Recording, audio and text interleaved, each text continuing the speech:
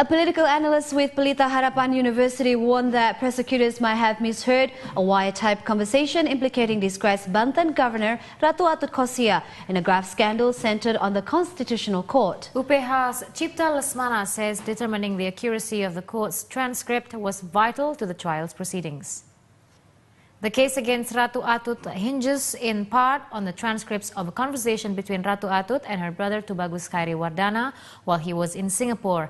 In the court's transcripts, Ratu Atut asked her brother Wawan for a loan to pay off the Constitutional Court's corrupt Chief Justice, Akil Mokhtar. In the transcripts, Ratu Atut asked, "How much can I borrow?" The prosecution said this is evidence she colluded with her detained brother to bribe Akil.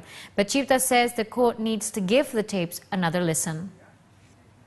Jadi dalam percakapan yang saya dengar, saya juga bisa salah, ya, karena memang ini agak communication noise-nya agak besar di situ. Yang di kalimat 0137 ini, yang saya dengar itu ada jam berapa? Kalau di situ jam berapa?